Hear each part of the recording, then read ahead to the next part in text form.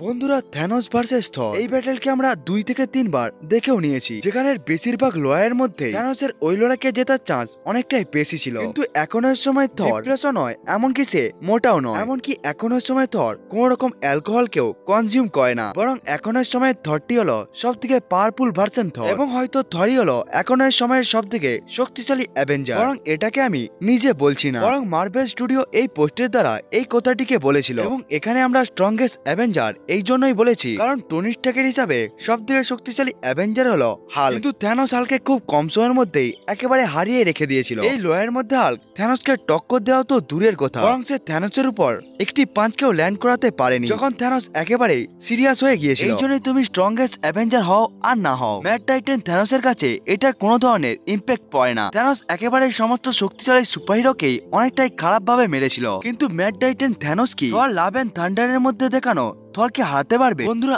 আজকের এই ভিডিওর মধ্যে আমরা এটারই উত্তরকে জানার চেষ্টা করব। বন্ধুরা, আজকের এই ভিডিওটা অনেকটাই বেশি পরিমাণে ইন্টারেস্টিং হতে চলেছে, তাই বন্ধুরা ভিডিওটাকে শেষ পর্যন্ত দেখতে ভুলবেন না। বন্ধুরা, ভিডিওটাকে শুরু করার আগে আমি আপনাদেরকে বলে দিই যে আপনারা যদি এই চ্যানেলে নতুন এসে থাকেন তাহলে চ্যানেলটাকে সাবস্ক্রাইব করবেন এবং ভিডিওটা ভালো লাগলে লাইক করতেও ভুলবেন না। সবথেকে প্রথমে ভালোভাবে জেনে নেওয়া যাক গড অফ থান্ডার থরের সম্বন্ধে। থর হলো অ্যাসগার্ডিয়ান গড অফ থান্ডার, যার বয়স 1500 বছরেরও বেশি, এবং থর এই বয়সের মধ্যে তার বয়সের থেকেও দুগুণ মনস্টারকে একেবারে মেরে রেখে দিয়েছিল, যেমন ফ্রস্ট জায়ান্ট, ম্যালিকেথ এবং থ্যানোস। থর আর্গুমেন্টলি সব দিকে স্ট্রং অ্যাভেঞ্জার, যে নেটোভিলের রিংকেও একেবারে মুভ করে দিয়েছিল, যেটি অনেকটাই বেশি পরিমাণে ভারী এবং ভয়ঙ্করও ছিল। এমনকি থর অনেকবারই হাল্কের উপরে ভারীও পড়েছিল। এমনকি আমরা দেখতে পেয়েছিলাম হাল্ক 3 মিলিয়ন টনের একটি বড় লিভাইথন মনস্টারকেই শুধুমাত্র নিজের একটি পাঞ্চকে ব্যবহার করে মেরে দিতে পেরেছিল। একটি প্রি অ্যাওয়াকেনিং থর এতটাই বেশি পরিমাণে শক্তিশালী ছিল যে সোকোভিয়া শহরকেই একেবারে ধ্বংস করে দিয়েছিল। এবং এখানে শুধুমাত্র থরের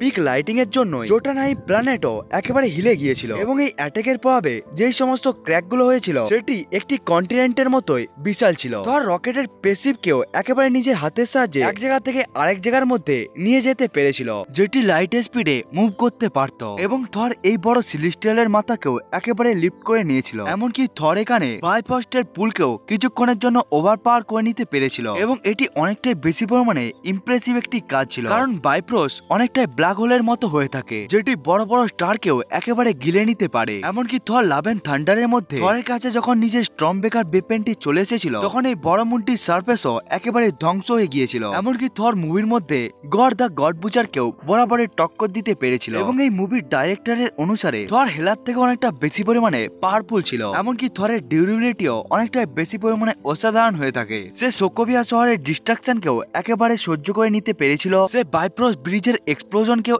একেবারে সহ্য করে নিয়েছিল, এবং সে হাল্কের অনেকগুলো শক্তিশালী পাঞ্চকেও অতি সহজেই সহ্য করে নিয়েছিল, সেটিও কোনো প্রকার ড্যামেজ না খেয়ে। এমনকি থর পাওয়ার স্টোনের ডাইরেক্ট টাচকেও অতি সহজেই সহ্য করে নিয়েছিল, এবং এই পাওয়ার স্টোনের জন্য একটি বড় প্ল্যানেটকেও অতি সহজেই ধ্বংস করা যেতে পারে। এমনকি থর অ্যাভেঞ্জার এন্ডগেমের মধ্যে তার পেসিভ ডিস্ট্রয়ারের এক্সপ্লোশনকেও একেবারে সহ্য করে নিতে পেরেছিল, এবং এই সমস্ত ফিটস গুলো অনেকটাই বেশি পরিমাণে আন্ডাররেটেড, কারণ এই পেসিভটি কোনো ধরনের সাধারণ পেসিভ ছিল না, বরং এই পেসিভটি এতটাই বেশি পরিমাণে ডিউরেবল ছিল যে একটি নিউট্রন স্টারের গ্র্যাভিটি ফোর্সকেও একেবারে সহ্য করে নিয়েছিল। এমনকি থরের এই ফিটস গুলো অনেকটাই বেশি পরিমাণে ইমপ্রেসিভ, কারণ একটি নিউট্রন স্টারের গ্র্যাভিটি পৃথিবীর থেকে 2 × 10⁻11 গুণ বেশি হয়ে থাকে, কিন্তু থর এমন একটি পেসিভের এক্সপ্লোশনকে সহ্য করে নিয়েছিল যেটিকে নিউট্রন স্টারের পাওয়ারও ধ্বংস করতে পারবে না। এমনকি পরে গিয়ে থর নিউট্রন স্টারের পাওয়ারকেও সার্ভাইভ করে নিতে পেরেছিল। এবার আসা যাক স্পিড এবং এজিলিটির কাছে। God of thunder Thor lightning এর স্পিডে মুভ করতে পারে, এমনকি তার কাছে বাইফ্রস্টের অ্যাক্সেসও রয়েছে, যার সাহায্যে সে নিজেকে যে কোনো জায়গার মধ্যেই টেলিপোর্ট করতে পারে। এমনকি থরের এজিলিটিও অনেকটাই বেশি পরিমাণে ইমপ্রেসিভ হয়ে থাকে, সে লেজার বিমের এনার্জিকেও একেবারে ডজ করতে পারে, এমনকি সে কুইক সিলভারের অ্যাটাকের উপরেও রিয়েক্ট করতে পেরেছিল। এসব ছাড়াও থরের কাছে খুবই ভালো কমব্যাট স্কিলও রয়েছে। এমনকি থরের বয়স হলো 1500 বছর, এমনকি সে তখন থেকে লড়াই করে আসছে যখন থেকে সে অনেকটাই বেশি পরিমাণে ছোট ছিল। এগুলো তো ছিল থরের পাওয়ার এবং এবিলিটি।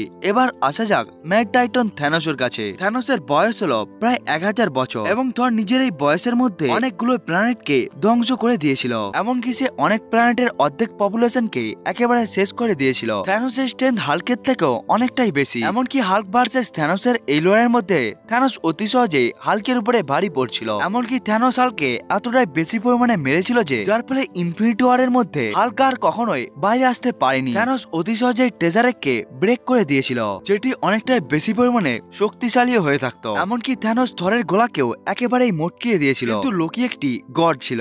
থ্যানোসের কিক এবং পাঞ্চগুলো এতটাই বেশি পরিমাণে শক্তিশালী যে হাল্ক এবং থরের মতো ডিউরেবল ক্যারেক্টারেরও শরীর থেকে রক্ত বার করে দিতে পেরেছিল। থ্যানোস ক্যাপ্টেন আমেরিকার ভাইব্রেনিয়াম শিল্ডকেও অতি সহজে ধ্বংস করে দিয়েছিল, যেটিকে থর পর্যন্ত ব্রেক করতে পারেনি। এমনকি থ্যানোস এন্ড গেমের মধ্যে অ্যাভেঞ্জারের সবথেকে শক্তিশালী তিনটি ক্যারেক্টার অর্থাৎ থর, আয়রন ম্যান এবং ক্যাপ্টেন আমেরিকার উপরেও একাই ভারী পড়ছিল। এই লড়াইয়ের মধ্যে থ্যানোস বেশিরভাগ সময় সে থরের উপরে ভারী পড়ছিল, এমনকি সে ক্যাপ্টেন মার্ভেলের উপরেও একেবারে ভারী পড়ে গিয়েছিল। এমনকি থ্যানোস ক্যাপ্টেন মার্ভেলের কিকগুলোকে নিজের ইনজার্ড হাতের দ্বারাই ওভার পার করতে পেরেছিল। বন্ধুরা, এই ভিডিওর মধ্যে আমরা ইনফিনিটি স্টোনের পাওয়ার এফিক্টসকে নিয়ে কথা বলবো না, কারণ এই সমস্ত স্টোনগুলো সবসময় তো থ্যানোসের কাছে থাকে না। এবার থ্যানোসের ডিউরেবিলিটির কাছে আসা যাক। থ্যানোস যখন একেবারে ইনফিনিটি গনলেটকে পরে নিয়েছিল, এমনকি সে এক এক করে ইনফিনিটি স্টোনকে যখন গনলেটের মধ্যে ঢুকিয়ে দিচ্ছিল, তখন ওই সমস্ত স্টোনের প্রভাবে আমরা থ্যানোসের শরীরের মধ্যে কোনো প্রকার ড্যামেজকে দেখতে পাই না। থ্যানোস তখনই ইনজার্ড হয়ে গিয়েছিল যখন সে স্ন্যাপ করেছিল,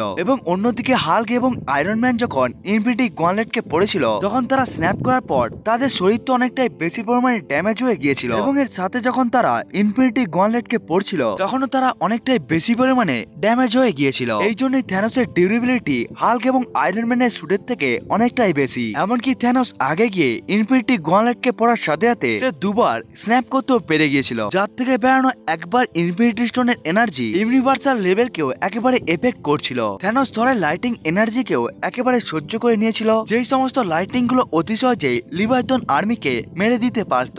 এমনকি এই সমস্ত লিভাইথন মনস্টারের উপরে আয়রন ম্যানের লেজার বিমেরও কোন রকম প্রভাব পড়ছিল না। এবার আসা যাক স্পিড এবং এজিলিটির কাছে। থ্যানোসের কাছে কোনো ধরনের ফ্লাইং এর এবিলিটি নেই, এরপরে সে অনেকটাই বেশি পরিমাণে ডিপেন্ড করে তার কমব্যাট স্কিলের উপরে, যেটি থ্যানোসের অনেকটাই বেশি পরিমাণে অসাধারণ হয়ে থাকে। থ্যানোস থরের স্পিডকে একেবারে ম্যাচ করে নিয়েছিল, এবং সে থরের অ্যাটাক গুলোকে খুব কাছ থেকেই অতি সহজে ডজ করে নিতে পারে, এবং থ্যানোস নিজের ওয়েপনকে ক্যাপ্টেন মার্ভেলের থেকেও বেশি স্পিডে ছুটতে পারে। এমনকি থ্যানোস ক্যাপ্টেন মার্ভেল এবং আয়রন ম্যানের অ্যাটাক গুলোকেও আটকিয়ে নিয়েছিল। বন্ধুরা, গড অফ থান্ডার থর এবং ম্যাড টাইটান থ্যানোসের পাওয়ার এবং এবিলিটিকে জেনে নেওয়ার পর এবার আসা যাক এই দুটো ক্যারেক্টারের ব্যাটেল কম্পারিজনের কাছে। থ্যানোস এবং থর একে অপরের সাথে 3 বার লড়াই করেছিল। প্রথমবারের লড়াইতে থর অনেকটাই বেশি পরিমাণে মার খেয়েছিল, এবং দ্বিতীয় লড়াইয়ের মধ্যে থ্যানোস প্রায় মারাই গিয়েছিল, এবং তৃতীয় লড়াইয়ের মধ্যে আবার থর খুবই বেশি পরিমাণে মার খায় থ্যানোসের হাতে। কিন্তু প্রথম লড়াইকে আমাদেরকে অতটাও ভালোভাবে দেখানো হয়নি, ওখানে কি হয়েছিল এবং কেমন ভাবে এই সমস্ত কিছু ঘটেছিল।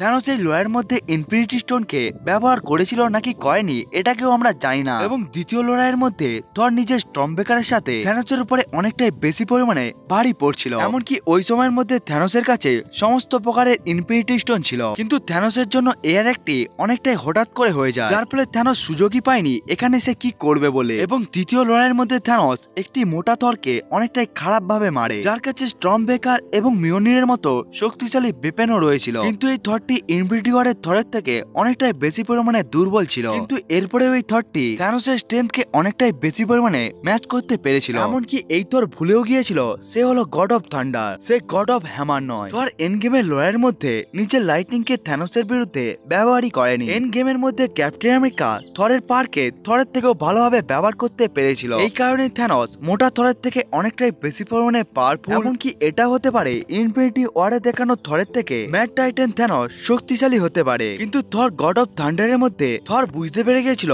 সে হলো গড অফ থান্ডার, কারণ থর এই সময়ের মধ্যে নিজের লাইটিং অ্যাটাক গুলোকে খুবই ভালোভাবে ব্যবহার করতে পারছিল। এমনকি থর নিজের স্ট্রেংথকেও একেবারে ইনক্রিজ করতে পারছিল নিজের লাইটিং ফোর্সকে ব্যবহার করে। এই কারণে একটি মোটা থর যদি থ্যানোসের স্ট্রেংথকে একেবারে ম্যাচ করে নিতে পারে, তাহলে একটি পারফেক্ট থর থ্যানোসের স্ট্রেংথকে অতি সহজে ম্যাচ করে নিতে পারবে। বন্ধুরা, আমার ওপিনিয়নে পেজেন্ট থর থ্যানোসের থেকেও অনেকটা বেশি পরিমাণে শক্তিশালী। ইনফিনিটি ওয়ার এবং এন্ড গেমের থর যদি থ্যানোসের স্ট্রেংথকে একেবারে ম্যাচ করে নেয়, তাহলে পেজেন্টের থর থ্যানোসের পাওয়ারকে ম্যাচ করার সাথে সাথে তাকে ওভার পাওয়ারও করতে পারবে, যেটি থরের সবথেকে পাওয়ারফুল ভার্সন। এবং এই থর নিজের লাইটিংকে খুবই ভালোভাবে ব্যবহার করতে পারে, এবং এই থর নিজের লাইটিং এর সাহায্যে নিজের স্ট্রেংথকেও একেবারে ইনক্রিজ করতে পারে। এমনকি এই থর গড দা গড বুচারকে বরাবরের টক্কর দিতে পেরেছিল, যে হেলার থেকেও অনেকটাই বেশি পরিমাণে পাওয়ারফুল। এবং গড এবং হেলা ইনফিনিটি স্টোন না থাকা থ্যানোসের থেকেও অনেকটাই বেশি পরিমাণে শক্তিশালী। এই জন্যই মোটা থরের সাথে যদি কখনো থ্যানোসের লড়াই হয়, তখন ওই লড়াইকে থ্যানোস জিতে যাবে। এমনকি ইনফিনিটি ইনফিনিটি ওয়ারে দেখানো থরের সাথে যদি থ্যানোসের লড়াই হয় ওই লড়াইটি ড্র হয়ে যাবে, নাহলে ওই লড়াইকে থ্যানোস জিতে যাবে। কিন্তু থর লাভ এন্ড থান্ডারের মধ্যে দেখানো থরের সাথে যদি থ্যানোসের লড়াই হয় তখন ওই লড়াইকে থর জিতে যাবে। বন্ধুরা এটা তো ছিল আমার ওপিনিয়ন, বন্ধুরা আপনাদের কি মনে হয় প্রেজেন্ট টাইমে থর অর্থাৎ লাভ এন্ড থান্ডারের মধ্যে দেখানো থর কি থ্যানোসকে হারাতে পারবে? বন্ধুরা এটিকে আপনারা কমেন্ট করে বলতে ভুলবেন না। বন্ধুরা আজকের এই ভিডিওটা আপনাদেরকে কেমন লাগলো বন্ধুরা কমেন্ট করে বলতে ভুলবেন না। বন্ধুরা আজকের এই ভিডিওটা এতটা পর্যন্তই, দেখা হচ্ছে অন্য একটি ভিডিওতে, ততক্ষণের জন্য বাই বাই।